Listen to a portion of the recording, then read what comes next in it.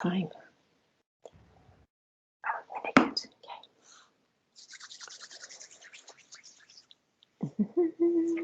I would have worked Sundays, and there's so many places that don't do Sundays. I'm like, I've always worked a Sunday previous job, so I think that would be quite a good thing to offer.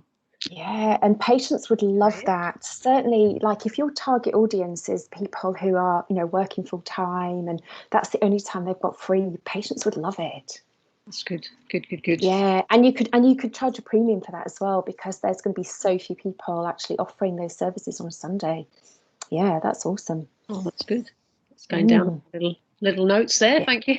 Yeah, do it. No, absolutely. And I go back to what we were saying about having this unique experience. You've already got one of your unique elements. You're going to be open on a Sunday.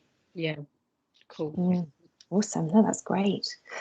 Right, here we go. We're back in the room. I don't know if Charlotte's there or not. Charlotte, are you there? Are you with me? Yep, I'm here. Yeah, okay, cool, awesome.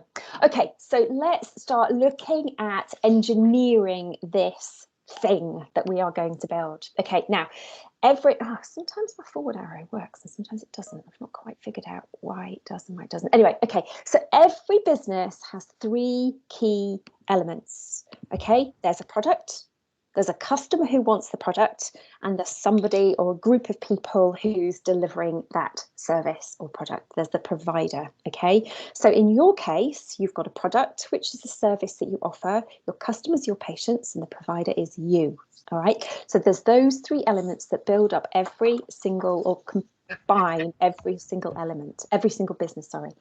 But which should come first? This is the question, the chicken or the egg. Now, people think that building a thriving healthcare practice is all about the clinical skills, systems, and marketing. Now, they play a big part in building this practice that's going to be amazing. But if that is where you start as the building blocks for your business, you are going to end up burnt out, frustrated, overwhelmed, and in the doldrums. Okay, I know because I've seen it time and time and time again. And if you think back to Paddy Lund and his practice, that's exactly where he started. Okay, he really focused on clinical skills, systems, and marketing to get the people in the door. Okay, and having a successful, happy, thriving practice is way more than those kind of nuts and bolts, if you like. You need to be coming at this from a different perspective, and this is what I want to show you. So you've got 3 elements, all right? You've got the service, you've got patients, and you've got you. Okay, which order do you start tackling them in is my question. Okay, so you've got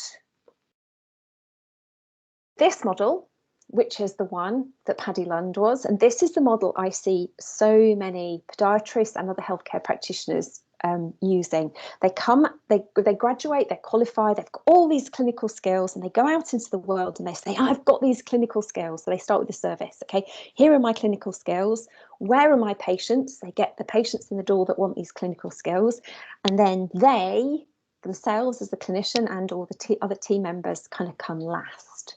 This model is broken. It does not work. Okay, this is the model you need to be focusing on. All right, I really want to encourage you to start your thinking around building your practice with you. All right, put you first.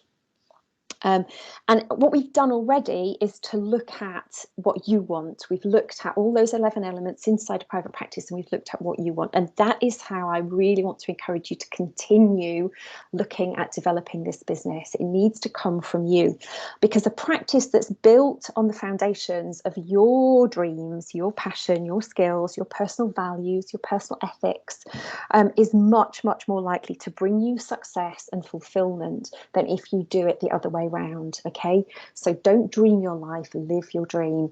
Absolutely use that as your foundation for your practice. So let's start building this amazing, award-winning, fulfilling practice by focusing on you. Now, the first thing I want to say is this is not selfish. an awful lot of healthcare practitioners are very altruistic, and they put my patient first, and I'll do this for my patient, I'll do that for my patient, and they all about the patient. Okay, you have to start with you, and it might feel that this is selfish, but it isn't. Trust me, as I say, I've seen this so many times where people have started with their patient, their clinical skills, they've then looked at their patients and they've put themselves last, and it hasn't worked. So if you start with you, you are going to build a practice that serves you. It's going to fulfill you. It's going to reward you in the way that you want rewarding. And that is going to mean that you are going to be operating at your best. And therefore, your patients are going to get the best from you. Okay, the team around you are going to get the best from you. And so if you put you first, you are going to, everybody, in fact, is going to win. All right, it's a real, it's a horrible cliche, isn't it? But it's a real win. Everybody wins if you start from this perspective of putting you first, of building this practice. So the next thing I want you to think about is, what is going to make you happy in your practice? I'd like you just to take literally just 2 or 3 minutes. I'll put my clicker back on. 2 or 3 minutes and just write down, in life generally, what are things that make you happy? Okay, is it music? Is it colours? Is it fresh air? Is it countryside? Is it high tech? Is it what things? Is it having fun? Is it being with people? Is it being on your own? What things make you really happy? And just take some time to scribble down, wherever you've got place to scribble, some ideas about things that make you happy. And remember, we're talking about your dream practice. So this can be anything. Please don't discount anything because it feels very unpodiatry or it feels very unbusinessy. Okay, that's the whole point of doing this exercise, is to think of all those different elements in life that make you very happy.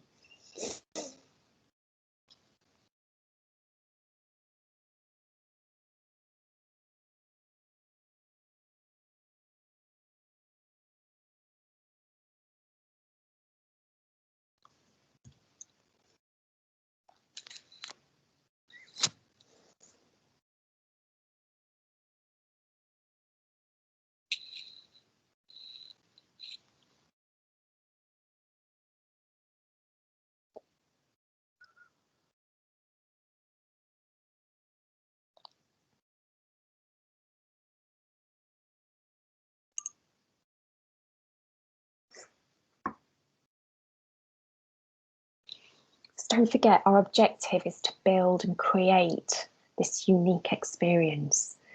So all of the things that go into making you happy can potentially be incorporated into your practice.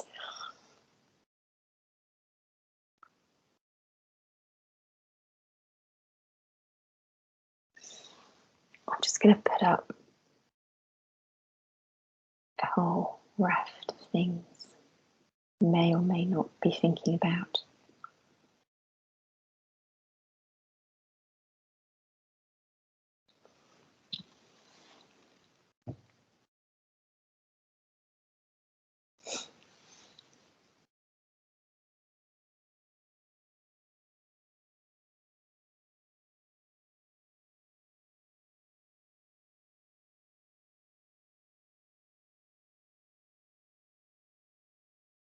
Daylight makes me very happy. If I don't have daylight, I'm miserable. So I need an office with a big window. It's not pitch black outside now, but I need an office with a big window. So I've got daylight. Plants. I can see out into the garden. I can see trees and plants. Having fun. I need to work with people who are light-hearted, don't take themselves too seriously.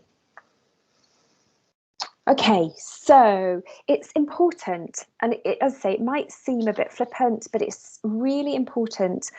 You know, there's a reason a very successful clinician wrote a book called Building a Happiness-Centered Business, because it's important. Okay, happiness seems like this kind of fluffy unicorn, rainbow, cloud, like cupcake kind of thing.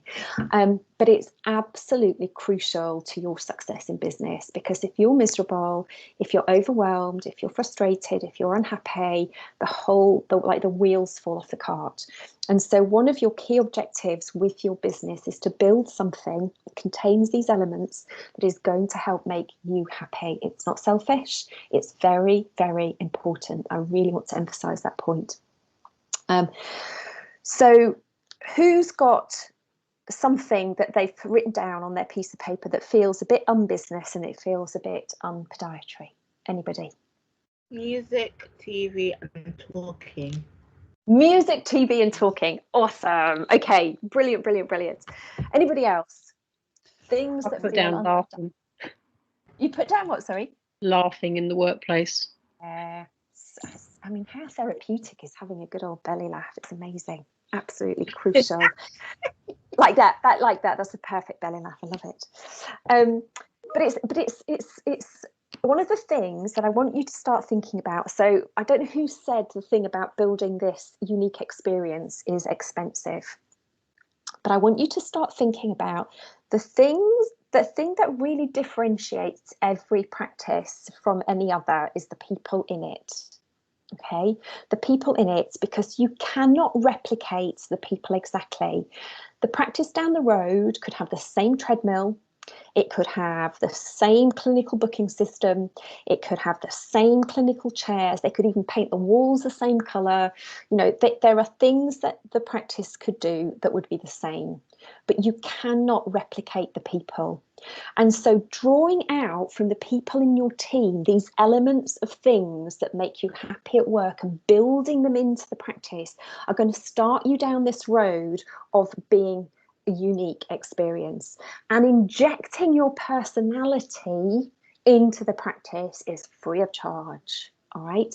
So don't feel that you've got to be corporate, you've got to be pinstriped, you can be what the heck you want to be in this practice. All right. You can be just the person that you are, and you can inject that personality. I don't know if any of you have come across the Potty Purple pod. Diane, who I started working with her 5 years ago. And when she came to see me, she was running a Magnolia practice.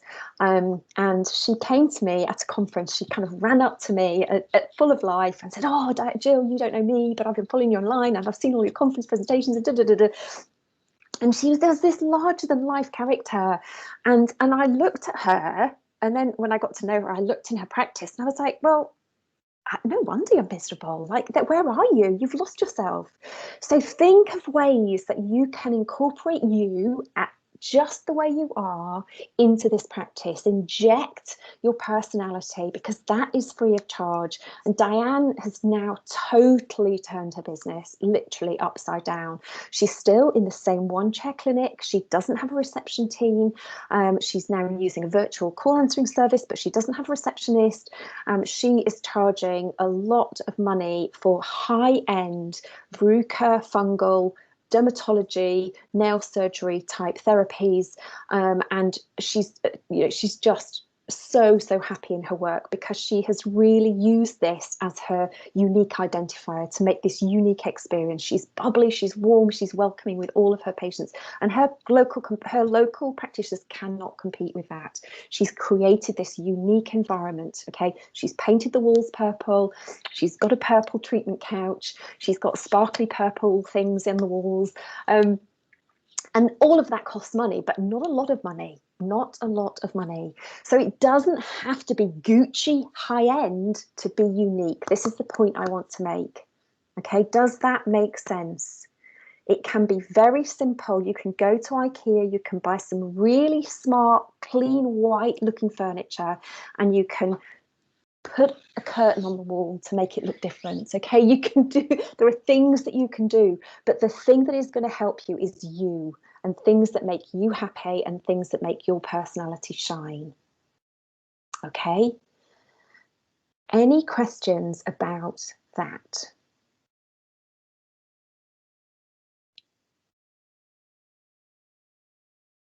No. Okay, cool. So onwards. I have a little warning for you. There will be critics, there will be detractors, and there will be naysayers.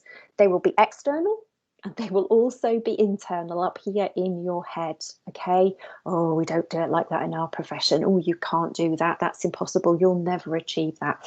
There will be these people and there will be these voices, okay, who are worried for you, because you are coming at this profession with energy, with enthusiasm, being a disruptive thinker and saying, this is how I'm going to do it. I am going to create a purple practice. All right.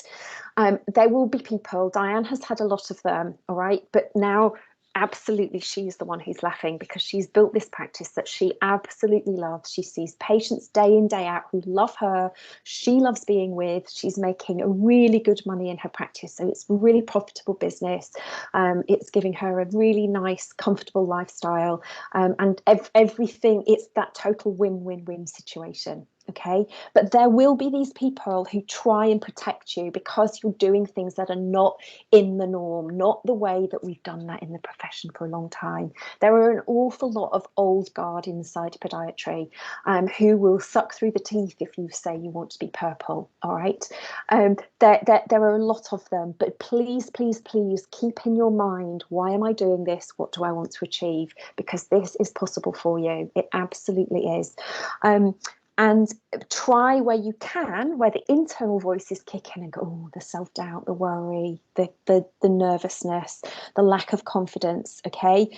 You just have to keep clear. Remember we talked about clarity. Stay clear on what it is you want to achieve and why you are doing it, and you will absolutely make this happen. You will be able to build this practice that you love, that your patients love, that, you know, serves your community.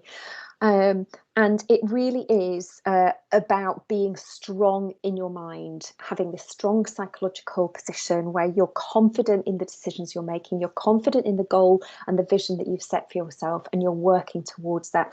And Tony Robbins has this great phrase, which I love, that creating a successful business is 20% skills and 80% psychology. And you're going to have to be strong, because there will be naysayers. There will be the negative voices in your own head who try to keep you safe. Oh, stay small, stay safe, keep doing the things, play the status quo. But if you want to build this thriving practice, it's quite possible to do it by not staying safe, by not staying small. It's possible to do it by being different and creating that unique experience for yourself and for your practice. One of the things that I love with working with my clients on is personal development. I'm a very strong believer that you can only grow your practice as much as you grow yourself. And that involves a lot of internal searching, a lot of work on overcoming your internal beliefs around what you're capable of, beliefs around money, beliefs around what you think people will be thinking about you, other people judging you. All of this stuff will be going on in your head, and you've got to be strong, and you've got to work on those things and be mindful and have an awareness of them. And so please don't think that the person you are today is the person you will be running this successful practice, because it won't be. You will evolve as you go along, and you need to evolve as you go along. You need to get comfortable charging money for these services. You need to get comfortable being selective about the patients that you take into your practice. You need to get comfortable about saying, I don't do that, but the practice down the road does. Okay, all of this takes confidence, and that takes time to grow, and this a mindset shift to occur.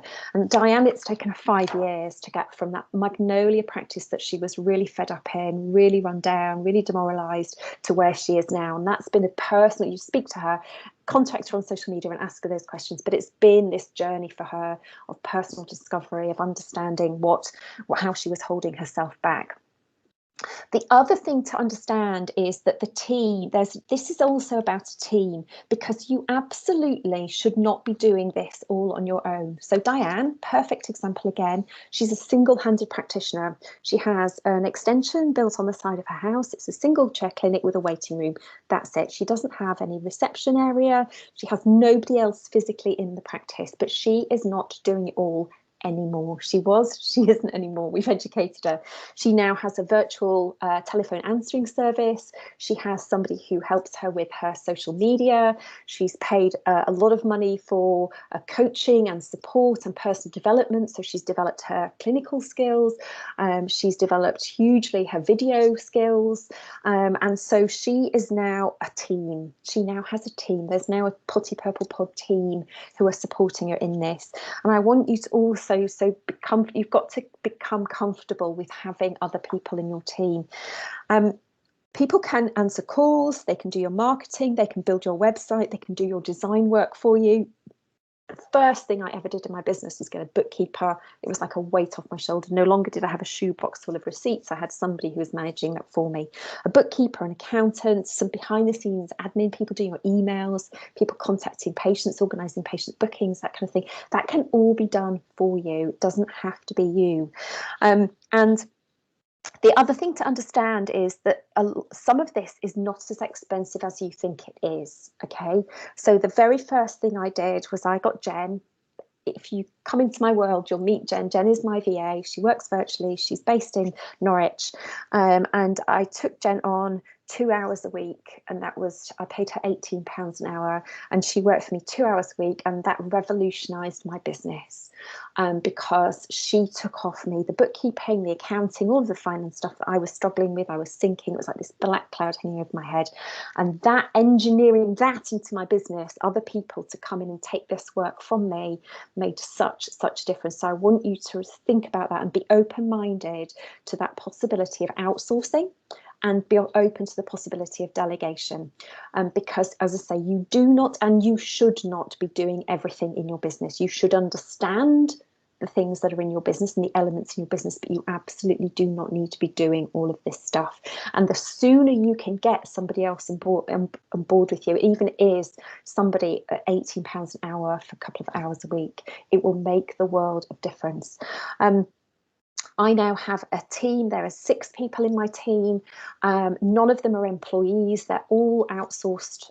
They're all self-employed in their own right. I outsource work to them, including I have a guy who does our search engine optimization, who's based in Kathmandu, and I've got a guy, Adrian, who's my fantastic video guy, who is based in Manila in the Philippines, and then I've got the rest of my team are UK based, and obviously I'm in Australia.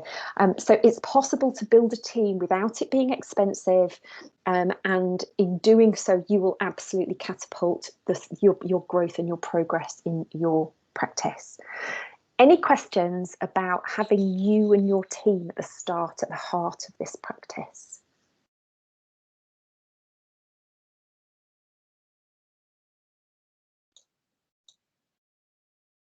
Anybody?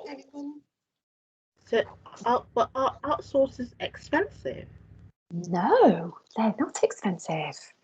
Not at all. So Adrian, who works for us in the Philippines, he charges me $4 an hour. That's $4 an hour to do all my video editing, uploading it all to YouTube, all of that stuff, $4 an hour, and he works like a demon. And so he does it in much less time than I could do it in. He does it more professionally than I could do it. And it means that while he's doing that, I can be focusing on other elements of the business. So absolutely, it's not expensive and it's not difficult to do. And you can literally, from day one almost in your practice, you could have somebody, even if somebody's just doing 2 hours a week, okay, 2 hours a week is going to make, at $6 an hour, 2 hours a week is going to make a world of difference, and shifting some work from you, but also you're bringing in expertise. Okay, you're buying in that expertise that you don't have, and it's going to take you 47 hours on YouTube trying to figure out how to do that thing when they already know how to do it, and they're going to charge you $6 an hour to do it. Where can you find these people? Actually, you have a place to go, and so you say that you employ, so your team like live around the world, and also Yes. another thing, your payment is different currency and kind of different. A lot of things to think about. Yeah, so I pay everybody through PayPal. So we pay in pounds sterling. So we pay everybody through PayPal. And the place we find our international team is a website called Upwork. Okay, there's Upwork, it's free to use. You can go on, you can post a job advert, and you can get anybody almost to do anything. If you want a logo designing, if you want a website building, if you want somebody just to manage your emails, if you want, like we've got Adrian doing our video editing, we've got SEO, the guy in Nepal doing our SEO. I've got a graphic designer in the Ukraine that I've used many, many times. So yeah, there's people all over the world who are there waiting to help you. And as I say, it's daunting. I totally understand that, but I really want you to know and understand this is doable. It's absolutely doable. Yeah. Thank you. Because That's all these right. small thing, it's just something that stick. What you want to do this, you have to do this, and then so many things to do, and then that's right. No, you're right. No, you're absolutely right. You're absolutely right. But if you literally can just take one thing and find somebody else to help you. So for example, Adrian, video editing. Okay, I'm very happy sitting here and recording my videos. Really happy to do that. But then I've got to sit down with iMovie and I've got to clip it and crop it and find some music and I've got to add the subtitles, and my time is much better spent serving my clients, okay, than doing that. He's skilled, he's waiting, he's got the time, he's got the capacity, he's got all the kit, like he's got all the programs and everything to do it. So absolutely find those people, get them into your practice as soon as you can, and they will become a huge boon and boost to your business. Absolutely guarantee it.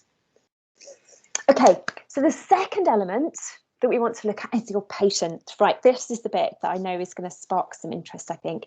So let's talk about patients. So who do you want to help? Okay, who do you want to attract into your practice? Who are the patients that you're really going to enjoy seeing, have fun with, be good at supporting and helping them, be able to communicate well with them?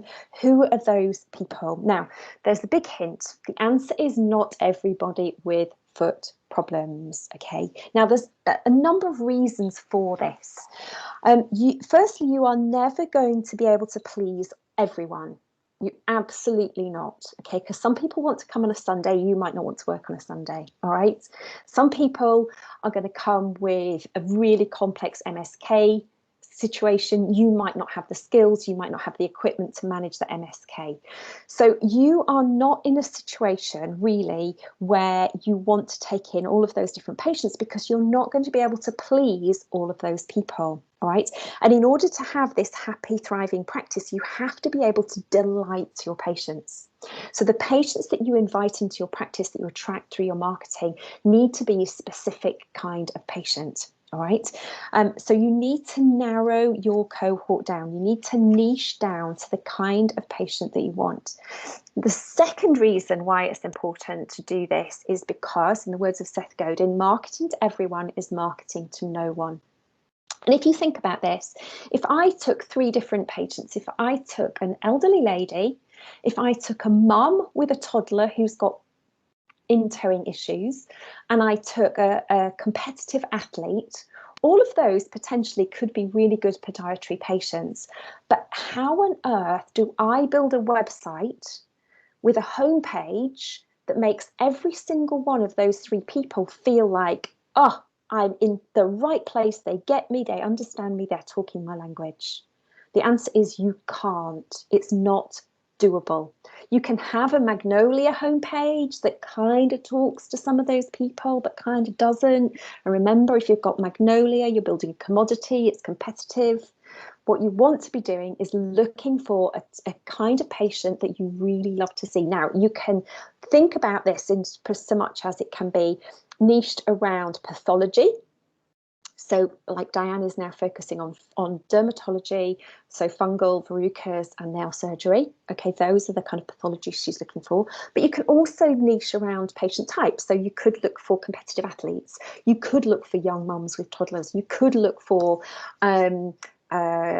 elderly patients, or you could look for people who are looking for family care. So somebody who's a mum with a husband, and elderly parents, and they're looking for all-round family care. But you need to know who this person is. So you don't want people, okay? So your ideal patient is not somebody who DNAs, okay?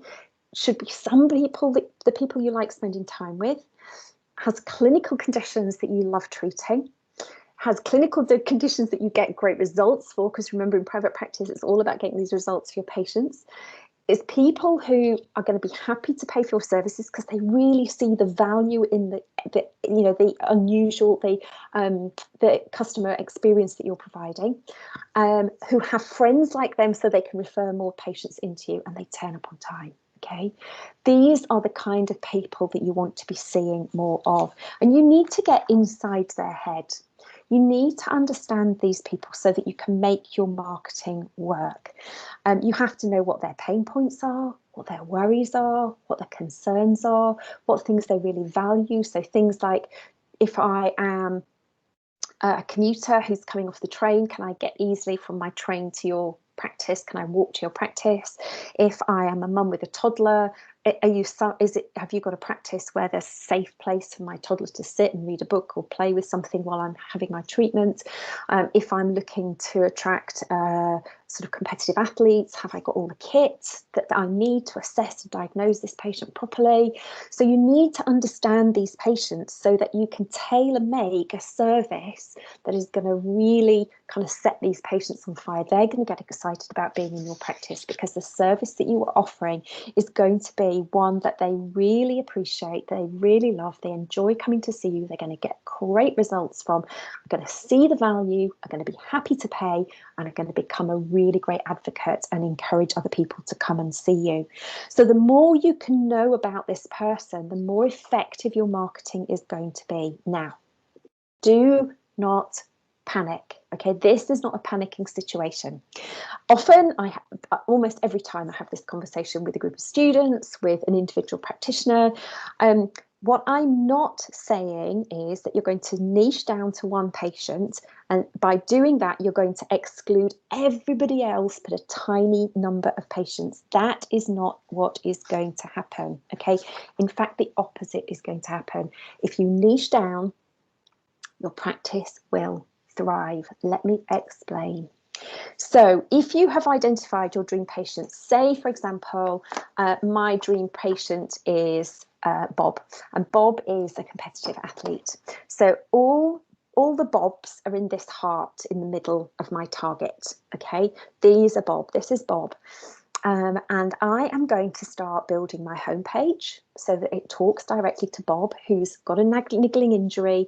He's not been able to train at his local club. He's missing seeing his mates. He's really missing competing. His average times are dropping. I can use all of those trigger words, all of those triggers on the front page of my website. So Bob arrives on my website and goes, oh my God, they're talking my language. They know exactly who I am. They know, I feel immediate connection with being in this space on your website. I can do the same with my social media profiles. I can do the same with my blog posts. I can write blog posts that resonate with Bob, okay? And I start to attract more Bobs, okay? Now, what happens is, as well as attracting Bob, I'm going to attract the people in the white circle outside the heart. And these are people who are incredibly like Bob. They're not exactly Bob, but they're a lot like Bob. Okay, and then we attract people in the turquoise circle, which are people who are quite like Bob. And then we also attract people in the remaining space around the edge who just happen to live locally, and you're the most convenient option for them. Okay, so in creating this niche, this focus for your patient, you are going to put yourself in a really strong position. Your marketing is going to talk directly to them. It's going to be way more effective. And because it's way more effective, you're also going to get this ripple that goes out, which means you're going to attract Bob, people who are a lot like Bob, and people who are quite like Bob, and the people around the corner because you're local. Okay, and then over time, what happens is you get more Bobs and you get less of the other people. And this means you end up working with these patients that you really enjoy working with, okay? And that is what it's like to niche and understand who your target market is, to get inside their heads, to produce this marketing that resonates with them. And these are people you love spending time with. You're going to get great results, so they're going to be as happy as Larry. You're going to be really professionally fulfilled. And so hopefully you can see how that is going to unravel. So, questions, thoughts about number 2, your patients and choosing your patients. thoughts, questions, light bulbs? What's going on for you? Who's everyone aiming at? Say again, sorry. I was asking who everyone is aiming at. Yeah. Who do you think who would you like to be your dream patient? Who would you really love to see more of? And when I work with practitioners who are already in practice, I always say to them, think about in the morning when you look in the diary and you see a name and you go, oh, great, it's going to be great to see them, because that is your dream patient. Those are the people you love spending time with. You're great at treating them. You get great results from them. You get that feedback from them, and they really make you feel good about the work that you're doing. But they also love coming to see you, so they don't grumble about paying. They don't whinge if you put your prices up. They're just brilliant people to have around you and in your business. Penny's written in the comment, people who want to keep moving. It sounds like she's going to chase her patients. You need to be much, much, much, much narrower than that, Penny. Much, much narrower. And I literally get my clients to write a description of one person and give them a name, so they have one person in mind.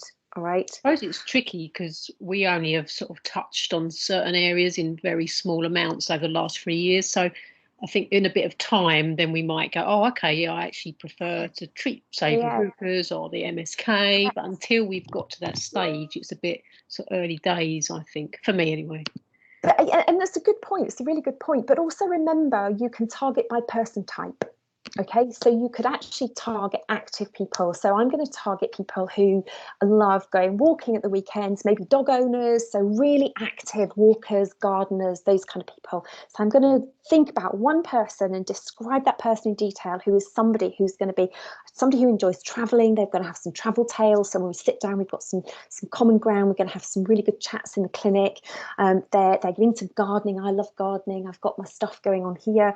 I've actually got one client, a very client I worked with many, many years ago, and she loved her gardening. She was into orchids. She had orchids on all the worktops in her practice, and she decided she was going to target gardeners, and she started going to her local garden centre. She started doing talks about fall prevention in the garden, and she started to attract more and more gardeners. And so they came with all kinds of ingrowing toenails, verrucas, MSK, you name it. They came with all kinds of different pathologies, but they were just people she liked to be around because she had common ground and things to talk about. So don't just think about niching in terms of clinical pathology and treatment modalities. Think around the person as well. Okay, those feet are attached to a person. Yeah, that makes a lot of sense. Thank you.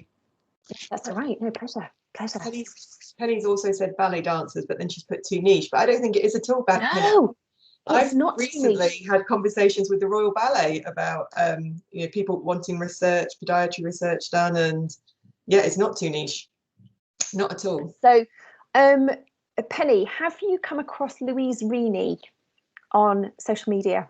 Louise Reaney is a podiatrist based in Sheffield. She is a dancer. Her daughter is a dancer who has now got so excited about the podiatry practice. She's in the first year at Huddersfield now, studying to be a podiatrist, and they are intending to pivot their practice into being a dance-based practice. They do great TikTok videos. The pair of them doing routines on TikTok. It's really good fun to watch, and they are really focused on dance, looking at dance patients. So no, it's not too niche at all. I think we have 2 ex-students who I think moved to Australia who were both dancers. I think they have focused on dance and treating dance patients. Yeah. So, yeah. Another really good point to make at this kind of juncture, I think, is also to think about the numbers. People often think that they need to treat everybody because they need hundreds of thousands of patients in their practice for their practice to be a success, and that is not the case. The number of patients you need is relatively small, and so you can afford to niche. I've got a client at the moment. We're working on a new practice, and we're looking at toenails. She's going to be a toenail clinic. She's going to focus in on toenails because she loves all that, the fungally ingrowing, all that sort of stuff. And there are a gazillion people just in one town with toenail problems. So you don't worry too much about being too niche. Again, I've got the person who is my ideal client for my business is a lady called Kirsten, and she is a podiatrist based up in Orkney. So she has built a thriving practice, a multidisciplinary practice up in Orkney, tiny little island, very restricted population, thriving practice because she's niched down into the type of people she wants to attract. She's called her clinic the Hugo Clinic, and she looks to attract people who are into homeopathy, real sort of connecting with themselves, with the earth, with aromatherapy. She's built this beautiful practice. It's gorgeously fitted out inside, and she's attracted those people from a tiny island and has built a thriving practice. So don't worry that your niche is too narrow and your pool is too small. It's highly, highly unlikely. Okay, does that make sense? Yeah, thank you. Awesome. Okay, cool. Right, so the final piece of the puzzle is to talk about the product. Which clinical services are you going to provide? Now, we've already said that actually you can start to choose, and was it Penny, I think, said, well, we don't know this yet, and that's a great point. You don't know this yet because you've not had that experience of doing all of those things. And one of the things I would also say is there may be things that you've done in your undergraduate program that at the moment you feel uncertain about, at the moment you're thinking, oh, I don't know if this is my thing, haven't got the confidence. But given some time in practice, given some good mentoring by other practitioners, you could actually become incredibly proficient and an expert in those areas. So don't start immediately thinking about excluding things because at this moment in time you're not good at them, and because you're not good at them you don't enjoy them. But just start thinking about the fact that you don't have to do all these things. Okay, you don't have to be providing all of these clinical skills. So that's one element of the product that you're selling, are these clinical skills.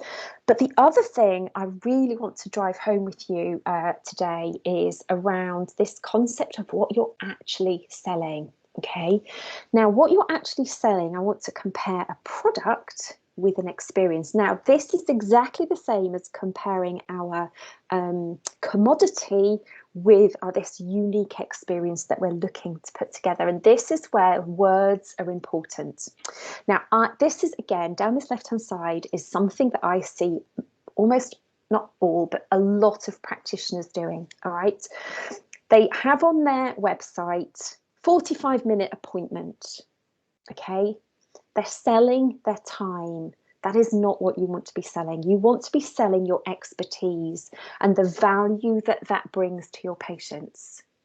All right, so just go back to Bob, who was my ideal patient, and think about his situation. He's a competitive athlete, not a professional athlete, but he's a competitive athlete, amateur athlete. He's got a niggling injury, which means he can't train, he can't compete, his averages are dropping, he can't meet his mates at training, he's really, really struggling, okay? That's a lot of problems he's got going on. If on my website, I'm selling a 45-minute appointment, how is that providing Bob with the understanding that that is going to give him the value he needs, which is to get back to training, to get his life back, to get back to competing, to getting that adrenaline, to getting that, fix of competing, being with his mates, being in the competition, doing the hard training. Okay, that 45-minute appointment doesn't really cut the mustard. Okay, so don't sell your time, sell the value that you provide. So it could be that in that 45 minutes you're going to do the assessment, diagnosis and treatment that's going to give him the clinical outcome that he's looking for. But if that is what you're selling in your marketing, it doesn't demonstrate the real value. And this is another reason why it's great to understand what the transformation, it's a great word, transformation your patients are looking for. Okay, where are they now?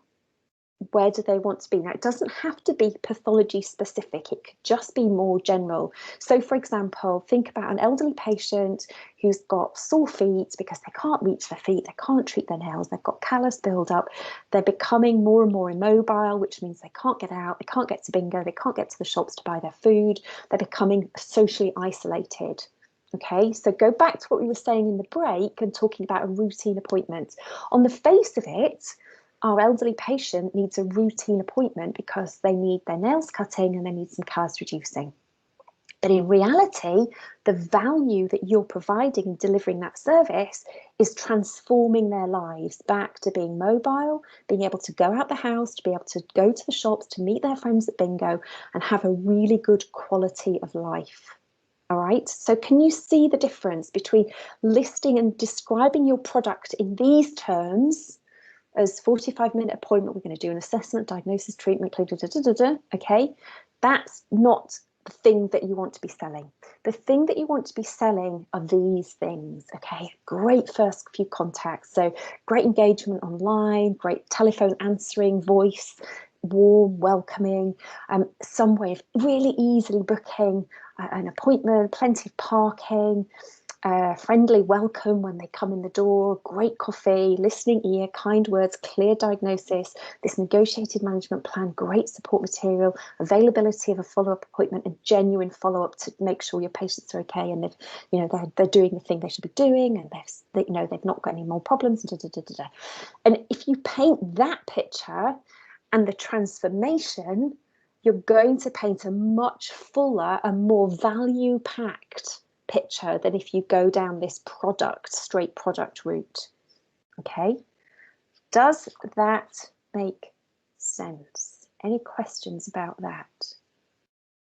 Or thoughts about that difference between this product and this transformation-based experience? Very, very different words. Big impact. Anyone? Are we good? The comments, they seem good. All good. Okay. It's just important because, as I say, I see so many websites of healthcare practitioners and they say 45-minute appointment, £50. That doesn't explain to the patient. The patient's going to go, oh, 45 minutes, £50, bad value for money. But if you then go through, because you know who your patient is and are able to explain the value in what they're going to get, it's not about the 45 minutes. It's about the value that you provide. Okay, it's very important. So what you need to create is this remarkable experience. Remember, this is a not easy to copy commodity. This is something that involves your personality. It involves a very specific kind of patient cohort, whether that's by people type or whether that's by pathology and treatment modality or a combination of those two things. It's about the environment that you create. Is that a unique environment? It's about the genuineness of your service. Go back to that list. It's about all of those things on the right-hand side. It's like building blocks of the experience that you can put together to create this purple cow. The guy who I quoted earlier, who said, if you're marketing to everybody, you're marketing to no one, Seth Godin, wrote this brilliant book. It's very old now, called Purple Cow, but it's still a really good marketing book. If you want to learn a little bit more about marketing, this would be my first stop, would be to look at this book called Purple Cow. It's on Audible. And yes, it is on Audible because I've got it on Audible. So you get it on Audible, have a listen. And he takes you through this concept of creating this something that's remarkable, something that's attention worthy, something that is going to stop you driving down the road.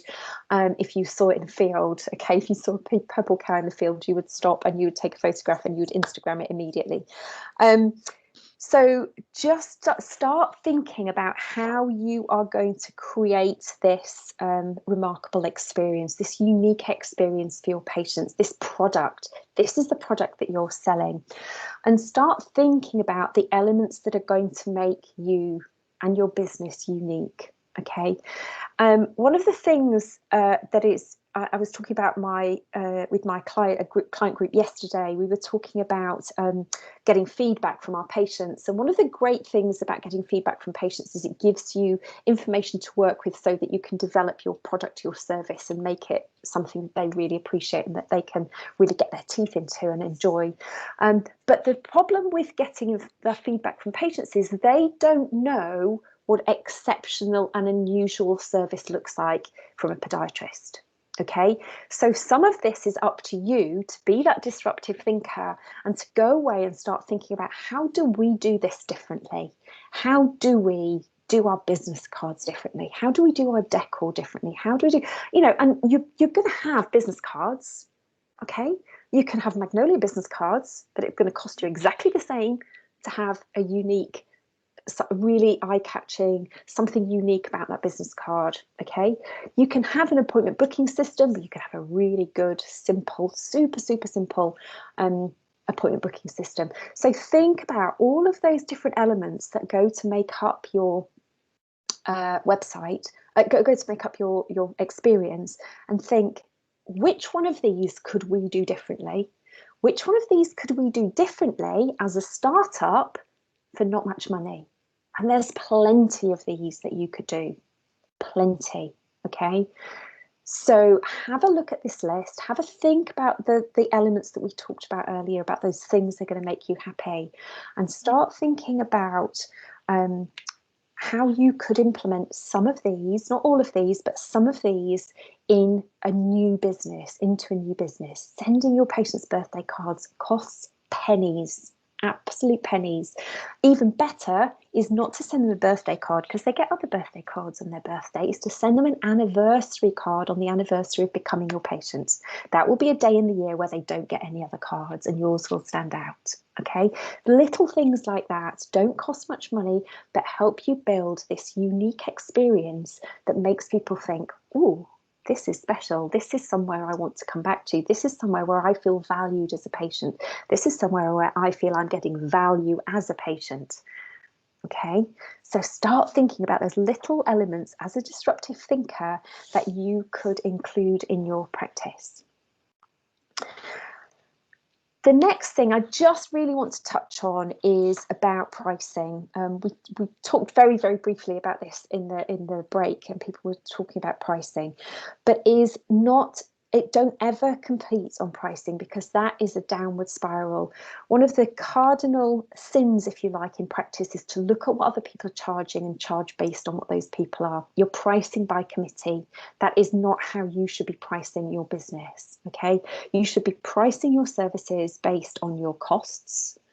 Okay, how much it costs you to deliver that service, in conjunction with the value you deliver to your patients, and pricing based on the value, not the 45 minutes, the value, and added to your costs is going to give you a really strong pricing structure, and you're not going to get sucked into this downward spiral of competing on price. That is just a hide into nothing.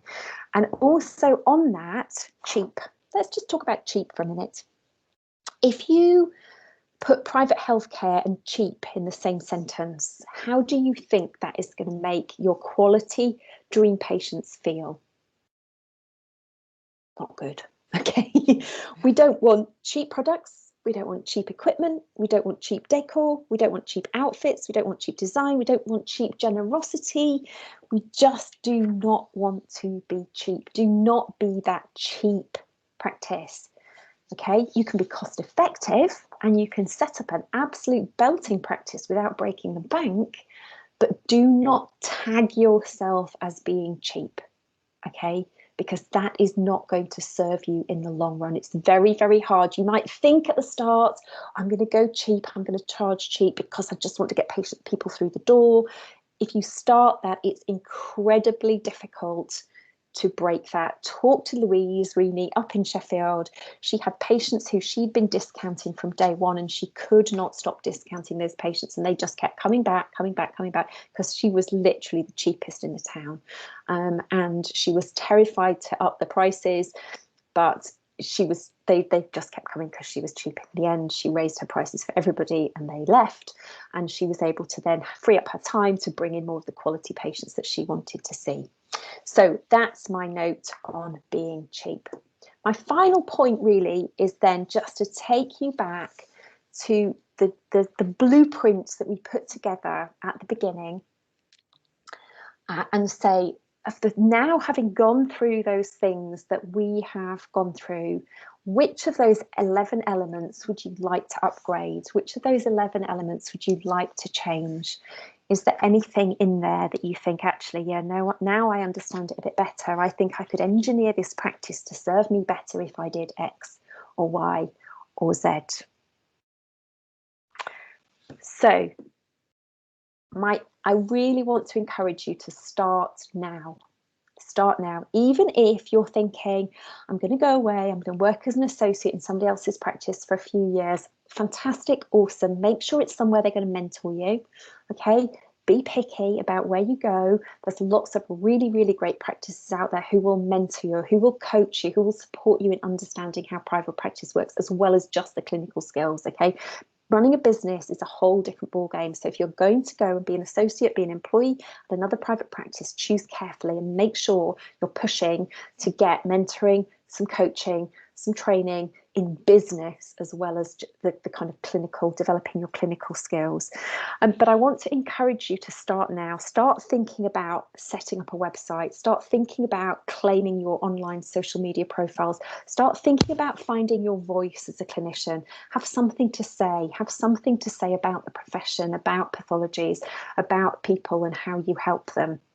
Because the sooner you do that, the more you're going to build your profile, the more confident you're going to get in the voice that you're finding, and the more you are going to put yourself in a strong position when you start looking to attract those patients into your practice. So I really, really want to encourage you to start now. I know there are some podiatry students who have been blogging about their process through going through their training. That is absolutely fabulous, and you can just build on that foundation. But start now, absolutely start now with your digital real estate, certainly, and just start thinking about what that blueprint is and what that vision is going to look like. Any questions, things you want to ask me? Might not have to be anything to do with that presentation, but if you've got any marketing questions, anything at all, Jill, I'm here. Yes. For some of us who don't have any social media skills or Yes. Facebook or Instagram, I'm concerned about even starting, because I just don't.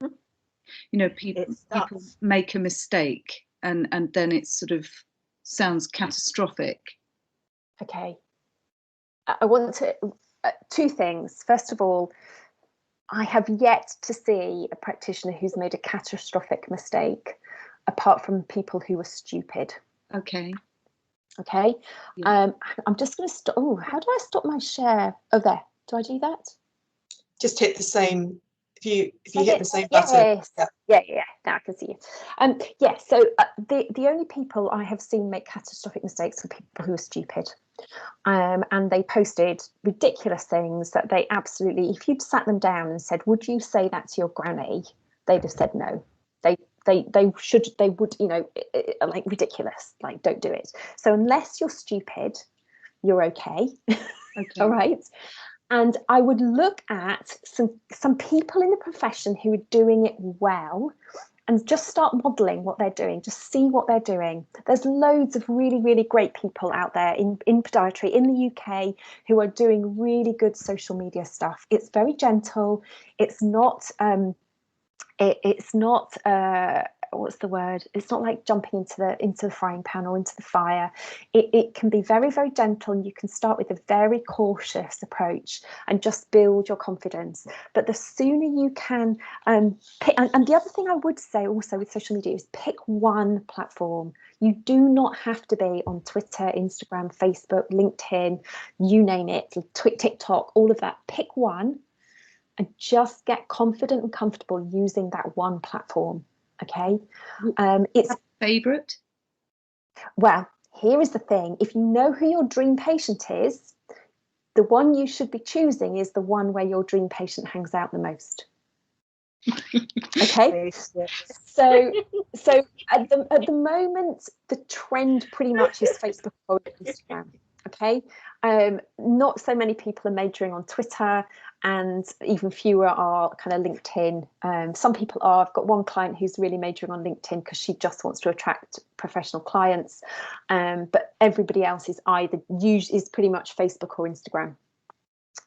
So I would pick one of those, and I would pick, if I'm very happy to share with you some profiles of people who I think are doing it well. And then you can follow those people and just see what they're doing and start to think, okay, how would I do that? And what would I do with that? And and just, but start. The longer you stay frozen and then the longer you're putting off the inevitable. Social media is not going away. And so you do need, sadly, to have some presence, because people are going to do their due diligence. They'll find you online, they'll look for you, they'll try and suss you out. And if you haven't got a presence, then it's not helping your case. Okay? Thanks. Does that help, Pen? Yeah. Jill, I just want to ask something. Yeah, go for it. Because I was just thinking, because I have other background in massage, and I used to train people before. So I was just thinking, is this something I can join it together? Because I don't know, maybe you allow, because I was thinking doing the massage and also the podiatry skill as well, you know, because I'm thinking of specializing like EU pain, you know, like people come for different, like just to go to that line MSK, just EU pain. And, you know, I can use different modality, because with my background, I can do like sort of like ultrasound treatments, like a massage as well. I know that thing. I don't know if it's gonna make sense, because I'm just cracking my brain. I don't know what I want. Totally makes sense. Okay, so go back to what we were saying about what is it we're trying to develop. We're trying to develop this unique experience, something that people can't compete with. Okay, and you put those two skills together. How many other podiatrists in your local area are going to have that combination of skills? Okay, yeah, all right. Okay. Okay, so absolutely, if you've got the qualifications and the experience, and you understand how the two can work together to support your dream patient's transformation, peachy, absolutely peachy. Yeah, definitely. Yeah, that's awesome. That's all right. Thank you. Because I'm so confused. I don't know what I want to be honest. And think about it from the patient perspective. You know, if they can come to you and get two in one, it's saving them time and energy trying to look around. How do I, if I've got podiatry, but then I need to go and get some massage? Oh my God. You've solved that problem for them. All right. Thank you. All right. No worries. Okay. How are we doing for time? 5 more minutes. Anybody else? Other things? Anyone? Are we all good? All happy? So if you want to, if you're interested in learning any more, or you want to come and ask me some more questions, you can find me on Facebook. We've got a private Facebook group. It's free to join. There's masses of resources in there for you. So it's just find Practice Momentum on Facebook. If you want to stalk me personally, I'm way more active on Instagram. So if you want to come and find me on Instagram, you'll find Practice Momentum on Instagram. I'm on there too. And if you have any more questions about starting your practice or marketing or anything at all, I'm very, very happy to answer your questions. I want to help you get started down this road of building this practice that you're absolutely going to love and your patients are going to love too. So just hit me up wherever you can find me. And I'm very happy to help you. Thank you very much. It's all right. It's a pleasure, an absolute pleasure. Thank you. It's really useful. Thank you. Very informative. I love it. I changed my mind now. Maybe I will do something by myself. Forget the NHS. That's private all the way. Ah, yes. Too old for that, maybe. Awesome. Thank you, Jill. It's all right. An absolute pleasure. As always, it's very inspirational. Everyone is like fired up to go. I know every time I'm pleased to be online this year, because I've managed to hear it all the way through. Normally I catch the beginning and I've never got to the end and stuff. And it's funny because, you know, I'm thinking about this and there are so many things that you say that ring absolutely true. And it is just focusing that down, having that vision and popping it into practice. It's amazing. Yeah, just thank having you that very confidence. much. It's all right. It's an absolute pleasure. Yeah, absolute pleasure. Thank all right, you guys, so much. enjoy the rest of your day. Thank And I say, let me know if you've got any further questions. All right, Sure. take care. Brilliant. See you. Thank Bye. you. Take care, Jill. Bye.